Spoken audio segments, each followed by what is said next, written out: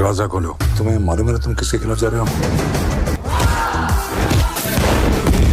ये पांडव कब से चक्रव्यूह रचने लगे हैं?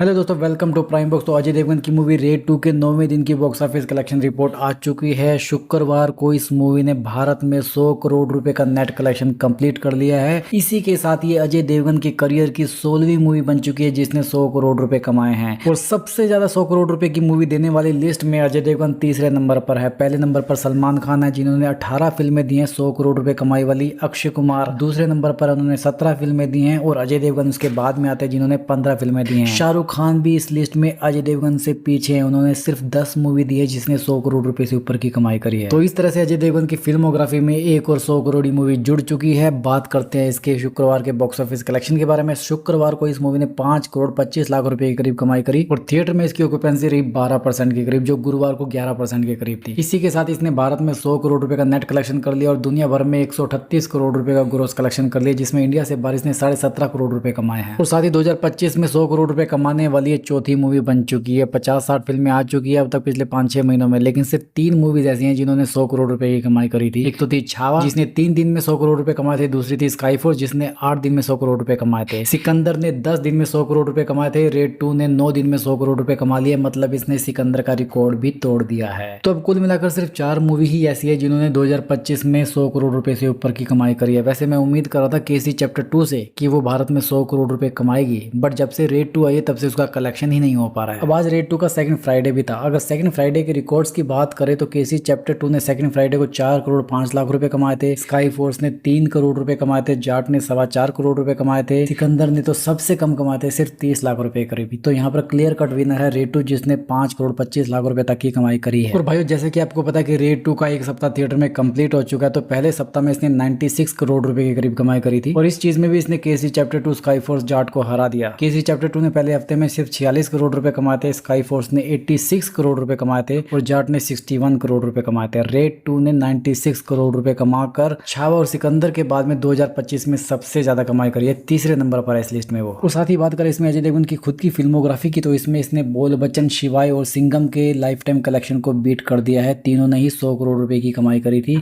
इसने भी 100 करोड़ रुपए से ऊपर की कमाई कर ली है। अब इसका जो अगला टारगेट है, इसका पहला पार्ट होगा रेड मूवी जिसने 103 करोड़ रुपए कमाए थे भारत में, और उसी मूवी का ये सेकंड पार्ट है। उसके बाद में दे दे प्यार दे आई थी जिसने 103 करोड़ रुपए की कमाई करी थी। सन ऑफ सरदार ने 105 करोड़ रुपए कमाए थे, गोलमाल 3 ने 106 करोड़ रुपए कमाए थे। मुझे लगता है कल इन 4-5 मूवीज के बॉक्स ऑफिस के रिकॉर्ड को ये बीट कर देगी। तो भाई अब इसके सैटरडे के बॉक्स ऑफिस कलेक्शन के बारे में प्रेडिक्ट करें तो मुझे लगता है सैटरडे को इस मूवी का जो कलेक्शन है 7-8 करोड़ रुपए के करीब होना चाहिए, क्योंकि आईपीएल के मैचेस हैं वो रद्द हो चुके हैं भारत पाकिस्तान के बीच में जो टेंशन चल रही है उसके कारण। और बाकी इसके कंपटीशन में कोई खास मूवी आ नहीं रही, क्योंकि भूल चूक माफ आने वाली थी बट वो आई नहीं। और केसी चैप्टर 2 और जाट मूवी को ऑलरेडी पछाड़ चुकी है, तो बॉक्स ऑफिस पर इसके लिए कोई खास कंपटीशन है नहीं। तो मुझे लगता है ये आज आसानी से 7-8 करोड़ रुपए और कमा लेगी और इस वीकेंड पर भी बहुत बढ़िया कलेक्शन करने वाले। इस मूवी का जो बजट है वो 100 से 120 करोड़ रुपए के करीब बोला जा रहा है, और ऑलरेडी 140 करोड़ रुपए के करीब इसका ग्रोस कलेक्शन होने वाला है। तो ये मूवी ऑलरेडी सुपरहिट हो चुकी है। अब मैं आपसे जानना चाहता हूँ कि आपने इस मूवी को देखा है, अगर देखा है तो बताइए कैसी लगी आपको। अगर आपको ये वीडियो पसंद आए इस वीडियो को लाइक करो, ऐसी और एंटरटेनमेंट के डोज के लिए चैनल को सब्सक्राइब करो। आपसे जल्दी फिर मुलाकात होगी, तब तक स्वस्थ रहो, मस्त रहो और व्यस्त रहो।